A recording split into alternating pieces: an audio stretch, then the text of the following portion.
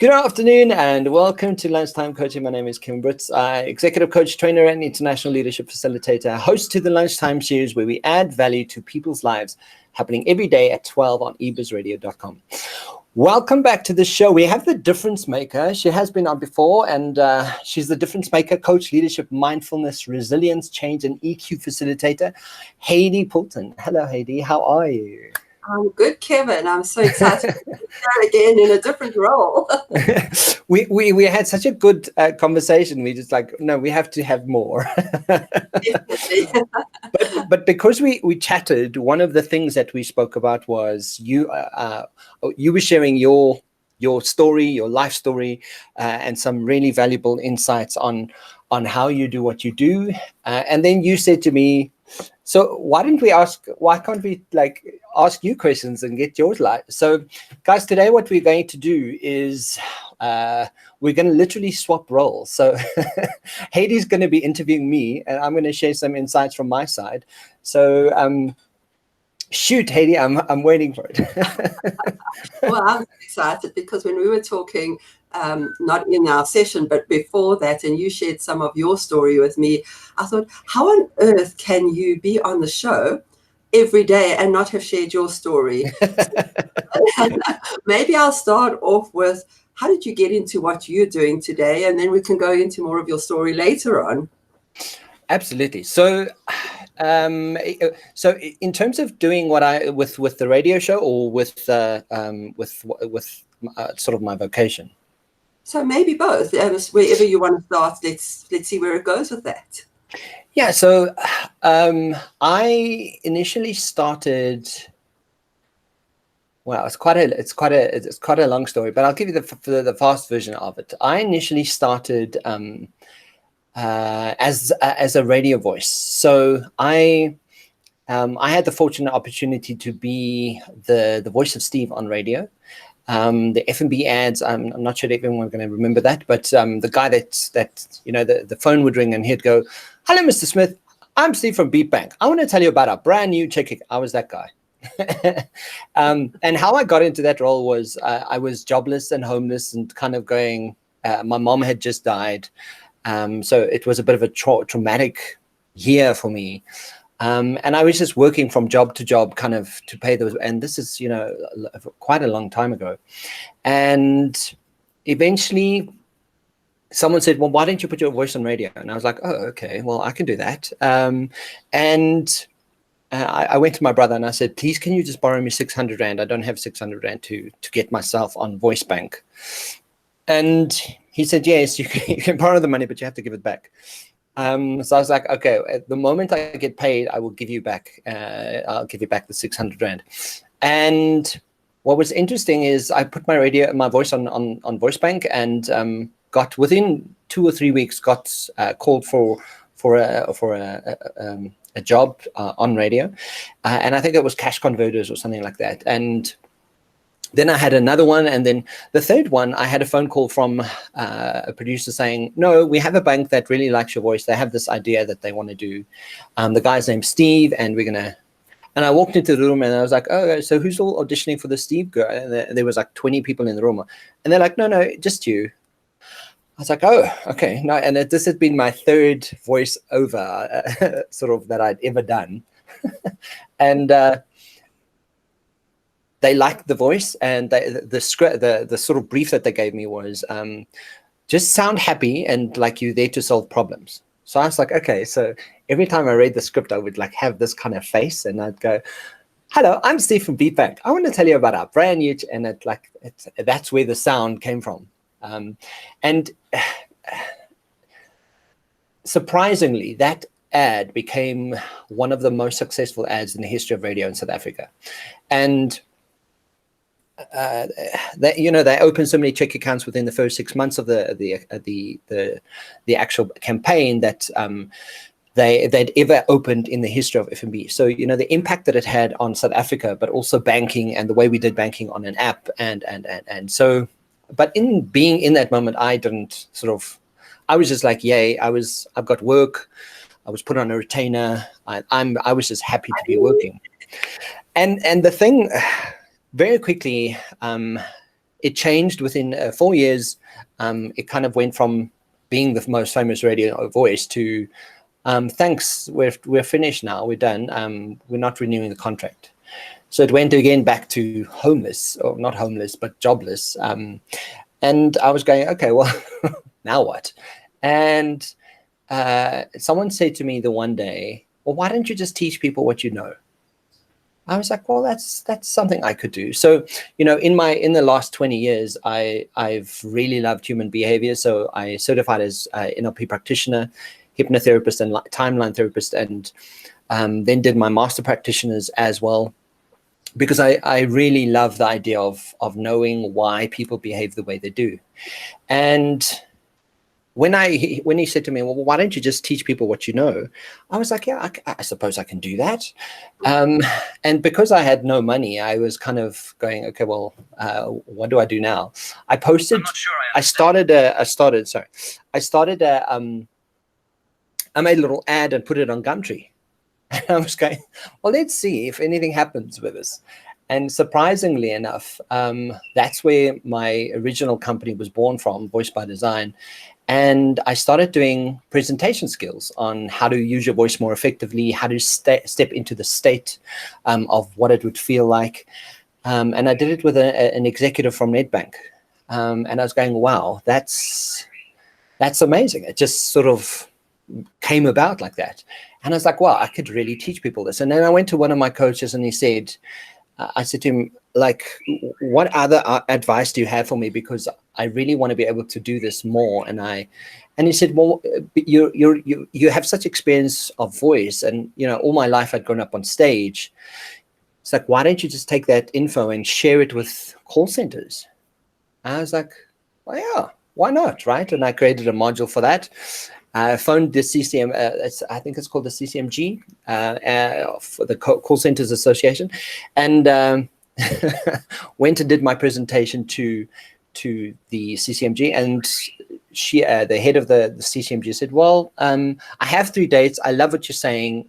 Can you be a speaker at these 3 dates? And I was like, yes, I can. And then I went home and I was like, oh my God, what did you just agree to? Because I suddenly now put myself in a position where I was now going to be a speaker on stage, and I had to sound like I know what I'm talking about, right? And I did. I just didn't formulate it. I didn't have it packaged.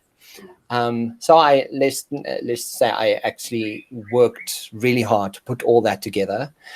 Scraped together money to fly to Cape Town and Durban and do this, with support of friends and I remember the last talk that I had in Durban. I got back in the car, and it sort of settled in me that I'm like,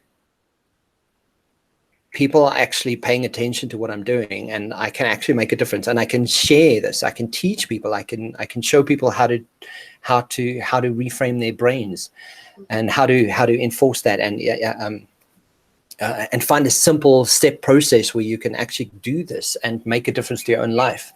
So, and then it sort of led from there, from success to success to success. And I joined the LMI, which is Leadership Management International. They've been around for the last 60 years, have wonderful programs that they implement, and became one of their leadership facilitators and licensees. So that's grown into Business by Design. And today, the aim is to help people, help people design themselves within their own business environment, or leadership in their lives. And that's a really fast version of how that all came together. And I so get the fast version. I was thinking after our last discussion, that chat, that, my goodness, there was so much more to tell. We don't even start our stories when we start this kind of conversation. But as I was listening to you, it triggered a thought that has been really a powerful thought for me, around when people ask you, can you do something? Years ago I would say no, and I now say yes, of course, within my umbrella and purpose, and I hear that with you as well. And that's what I'm hearing come out, that actually, even though you may not have done it before, but you'll stretch yourself, you'll go there, that perseverance to break through something you haven't done before and get to something else, And so say yes to things that are within your capability. You just have to say yes to the opportunity. And I'm wondering where that kind of mindset, how you got to that. Well, I think it's a case of going from little successes to little successes. I think it's born within your resilience of or cultivating that resilience. I use the word a lot about cultivating a lot, because I think, from the work that you and I do, leadership doesn't happen like that. It doesn't work like that. Building a business doesn't work, just in snap of the finger, or you just have this big project and yay, life is wonderful. I remember thinking that if only I could work with Sun International. That was like a goal for me. And I was like, oh, I got to work with Sun International. And then I spoke to people, and someone said, oh, no, I know the manager here. And like, oh, please, can I just speak to him? I just want to tell him about what I do.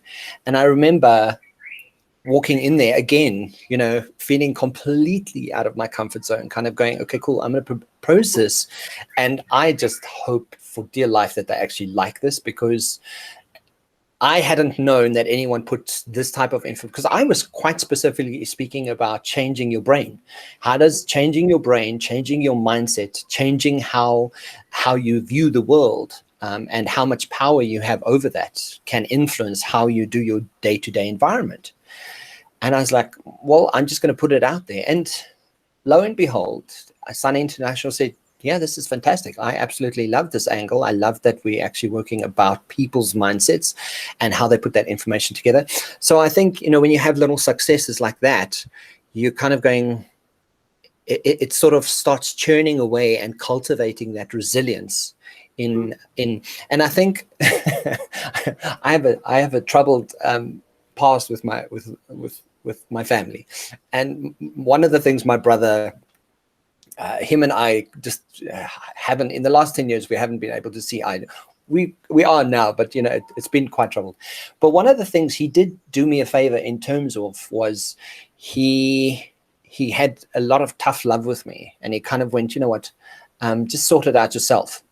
So for a very long time, I didn't have anyone to kind of go, hey, please help me.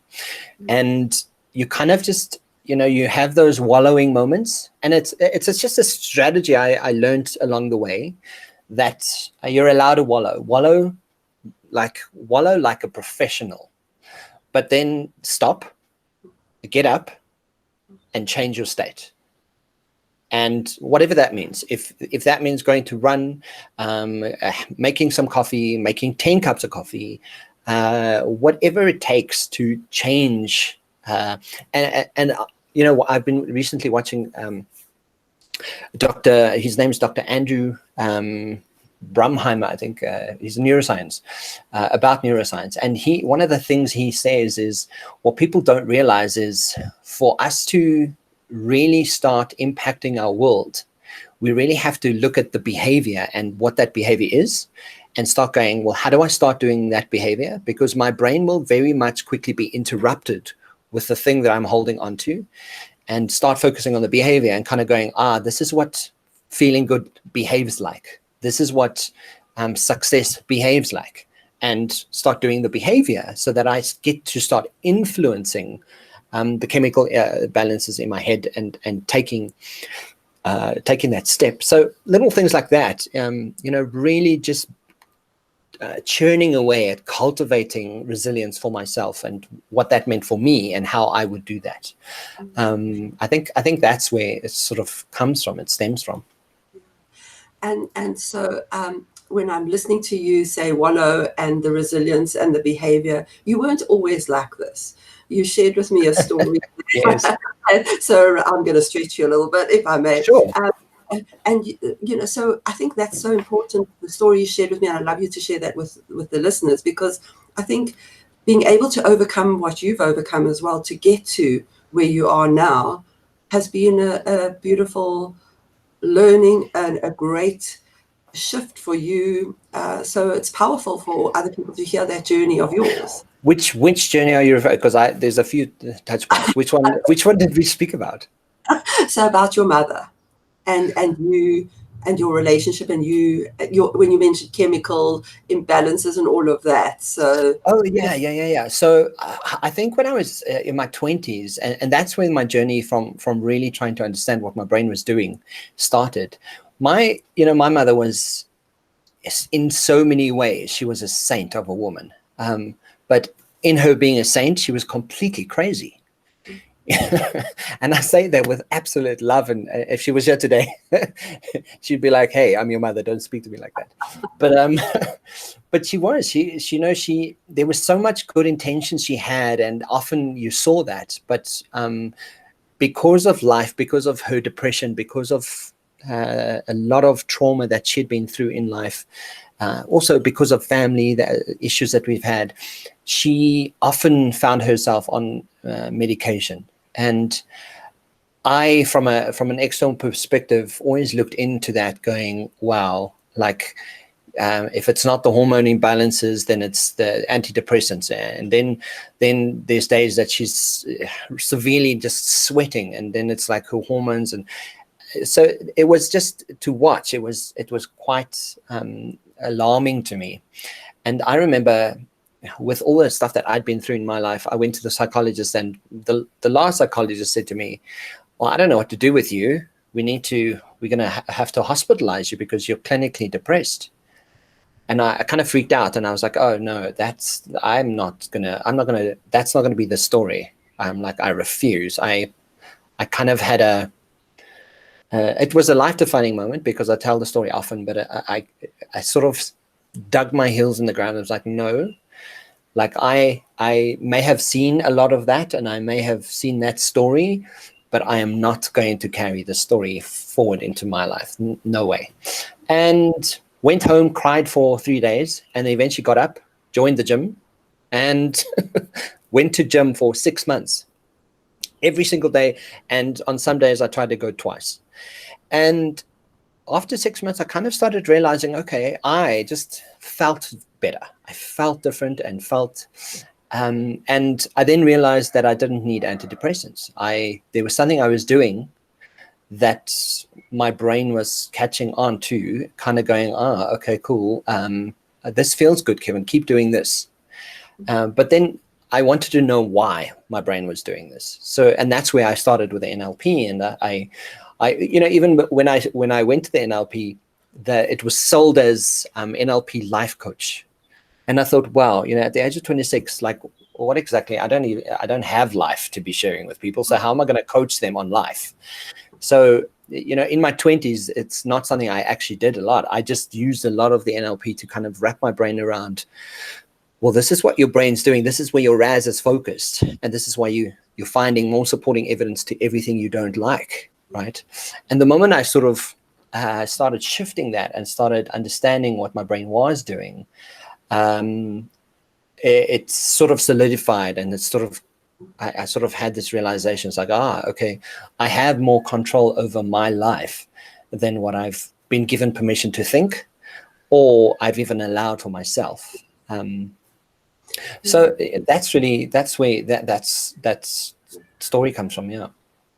And I mean, when you were sharing around a life-defining moment where actually, no, I'm not going to be depressed, I'm not going to do this, and you're not going to carry that story forward, I think so powerful. And I think we don't always recognize that as the life-defining moment. And thinking back to my story, I remember thinking, actually, I'm never going to be like my mother or my father.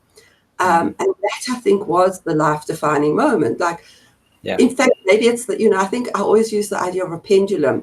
We're over here doing what we're doing, the behaviors and extreme. And then all of a sudden we think we're going to shift. That's a life-defining moment. The problem is we go all the way the other side, and we go extreme that way. And it's, how do we find that balance between extremes? I mean, listening to you talk about going to gym and twice a day was Yes. extreme of that. How did you find your balance then? I think that's like I was saying earlier, I think it's that cultivation part, and that was the beauty of what the LMI programs I have also afforded me, was to really hone that skill about what is leadership to me, and how do I show up in my own personal leadership capacity? I don't think people often have reference to what balance looks like. And the more I do what I do, the more I speak to people like yourself, the more I'm starting to realize that it's everything that we want, everything that we intrinsically think is an external thing, is very specifically an internal driven cultivation. So, it's taken a long time to actually find that balance. But what I'm also, and a lot of people have skewed away from it, and I'm sure you'll relate to this, but, listening to my feelings, just listening to what the feeling feels like in this moment. And to be honest with you, I've only done that probably in 2020.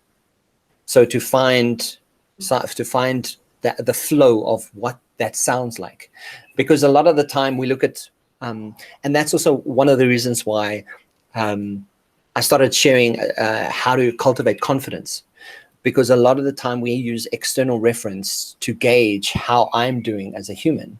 And then the moment that external reference changes or changes their opinion, then suddenly I'm a piece of, and then all my confidence is kind of flown out the window. And I remember doing that. I partnered up with someone in business and we did tremendous amount of work for MultiChoice, and had huge impacts in the environment and took away so much from it. But in that moment of doing that, I thought, this person has so much insight and but I laid all my trust and reassurance on that person. And the moment things changed, I suddenly realized, oh, wow, this has just kicked me in the butt and kind of forced me to, and then I felt incompetent, and I felt like, oh, well, if her opinion is this, then it must mean this, and all the stuff. And then I did that the second time. I did it, I found a new business partner who was a psychologist, and she did exactly the same. And then I was stepping back going, okay, so what are you learning here? What is the commonality? And Kevin, you're the commonality, because this is you, this is your life. And what do you need to change? And the moment I really wrapped my brain around it, I kind of went, oh, that's what it is. I need to really, really cultivate that confidence in what I'm doing and how I'm doing it. And I don't need a psychologist or a master trainer or a whatever. I don't need anyone. I'm enough. And that's why I say it's a cultivation. I think you eventually find that balance when you really start focusing on what is it for you, and how does it land, and how does it feel, quite specifically. And then that sort of starts permeating into everything, because how my relationship is, how constructive my relationship is, it all comes back to me, and I'm going, okay, cool. I'm finding more balance in my relationship because I'm focused on how I'm doing in my relationship and how I'm doing in business. And so I think the balance really relies on finding that flow, but also, dealing with your crap, dealing with yourself, dealing with that self-sabotage, dealing with your confidence, dealing with me. I think when you start actually asking or looking in the mirror and having a nice tough conversation with yourself, and an absolute honest conversation, that's when it starts landing, and you're kind of going, okay, that makes sense. Yeah. You're reminding me of, I'm marking some assignments. I do work for a business school, and a reflective paper. And in the reflective paper, it's a leadership program. This woman says, I want to learn from the past, but I don't need to go and look at the past. And I'm going, how do you get to know what you need to learn if you haven't reflected on the past? And that running away from the feelings, not looking internally. I always say, we teach people how to treat us because of our own stuff that's going on, and if I don't look at me, that pattern, I'm going to keep doing the same thing. I'm going to keep finding the same answer to the same question kind of thing. Unless I ask a different question, I'm going to not get a different answer. So if I keep on doing what I've always done, nothing's going to change. And it's not just be we'll drop into your lap. It's the work. It's the work you have to do, the cultivating. Yeah. And it's not always comfortable. In fact, it's very uncomfortable for most of us. And to deal with feelings, to reflect on how I showed up in those feelings, to look at the behaviors like you were saying before, really, really powerful. Yeah. What do you, I mean, you've already shared some of the things you've done in terms of tools and tips and that kind of thing. What else has really worked for you? So almost going back to what you said, that person said to you, why don't you just share with others what you do so you can help them? What other things can you share with others to help them? Do you know what I know a lot of people know Brené Brown, and one of the things that has stuck with me is the lessons she's, ever since I heard of her and she shared this information, it's been a reference to life for me the whole time. She speaks about vulnerability, and I'll tell you why I say that. And the other thing is, she mentions the Teddy Roosevelt quote, where he speaks about being in the arena. And if you are in the arena and you're sweating and you're failing and you're falling and you're getting up and doing it again, that's the point of why you do what you do in life, right? And her sentiments to that is, if you're not in the arena and you're not failing with me, I'm not interested in your opinion. And those two sentiments of being vulnerable and kind of going, you know what, so what, dude? I'm happy for you that you have an opinion about my life or me. But essentially, until you're here, until you're standing here doing what I'm doing, don't have an opinion, because I'm not interested in it. And by really embracing those two sentiments, it's really fueled me in a big way. And I consider these lunchtime sessions that I've started with, you know, because I speak to so many there's such a large variety of people, and my initial sentiment to it was, before I started doing anything online, was, well, why will people want to listen to me? You know what? Like, I don't carry the knowledge of the world around with me. And Brené Brown's sentiment of, well, I'm in the arena doing it. That's why. And if you're not here with me, don't have an opinion, because I'm not interested. You can have an opinion, but whether I'm going to take it on, that's the difference. And I think that elevates your vulnerability. You know, you're kind of going, it's okay to not know everything. It's okay not to be the best. It's okay not to have it all together, but I'm in the arena, right? So the strength that vulnerability showcases, but also knowing that I'm the one doing the work, that's what kind of really fuels me. And I, you know, for people are listening out there, I think that, like, really get to embracing the vulnerability. And you know, it's one of the things I embrace with my relationship today is Eugene sees me in a way that no one sees me. You know, there is a vulnerability in me that only he gets to see. But because he gets to see it, the way he shows up for me is different, right? So, and I've also made him kind of aware of that. So, like, please pay attention to the fact that I'm really vulnerable here. So I need you to show up for me in that way. And because of that, I have a far better relationship, right? So I would as a tip and technique for people who are listening, is to really find what the vulnerability is, and to be okay that you'll be, you know, fail fast and fail forward, you know, because in your vulnerability, it's going to happen. You know, there's I don't know if you know Abraham Hicks. She does a lot of stuff online, and she uses the sentiment that when a little baby learns to walk, if he falls down, you don't go, oh, you stupid dummy, just get up and do it again. Come on, dummy, you dummy. We don't do that, right? But yet as adults, we do that. We do that to ourselves, like if you failed once and you fell, you're kind of, oh, no, I can't do it again. I'm never going to walk again, right? But when you look at a baby, you kind of, come on, man, you can do it. You can do it. Like, get up and go and do it.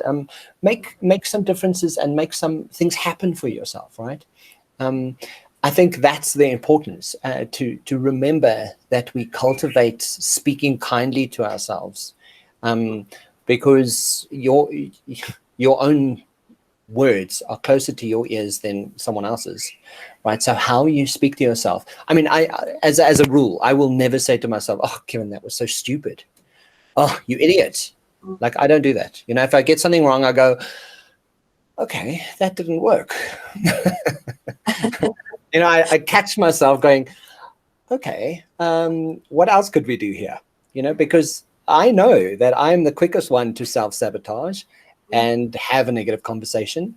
And I don't afford myself that luxury. I'm like, I can't afford it. It's not allowed. Yeah, I love that. I mean, we ask ourselves questions, like you said, am I stupid? And our brain just goes, yes. So yeah.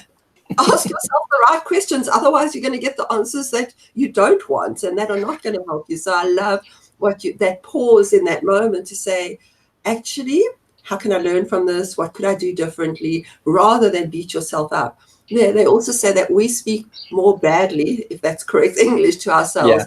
Prison warders speak to the inmates. Wow. And then what are we doing to ourselves? Because never mind the thoughts, then we get that chemical that goes through our body, and we just mess ourselves up. And I think. And sorry, I just want to add to what you're saying there, Heidi. I keep saying Heidi, it's Heidi. The importance of that, catching yourself and how you're speaking to yourself, lends itself and relates directly to how much you love yourself. Yeah. Because when you look at your daughter, or you look at your child, or your daughter, your son, or whoever, someone who's in your care, you don't go, "Oh, you idiot! You're stupid! You're miserable!" Some people do, but that's not just a way to want to build someone up. And it's always so recognizable to, like, why would I do that to myself? Why would I have that kind of conversation with myself? And that's why, when it comes to confidence, it gets back to, well, how do I say I'm doing, and what do I love about myself? Because confidence is a state that you can't cultivate. Everyone has confidence. It's a case of going, well, how do you cultivate it in you? It's not like you don't have it. You just haven't recognized how much, it's part of your being. So yeah, it's that internal kind of way of reflecting about yourself backwards, back to you. I love what you've just said, that everybody has confidence. Because a lot of people think they don't have confidence. They actually do. They just don't know how to use it, or haven't accessed it, or whatever it is. Yeah. That's really beautiful. So Kevin, what would you like to leave us with today as learning, insight, moving forward? I think,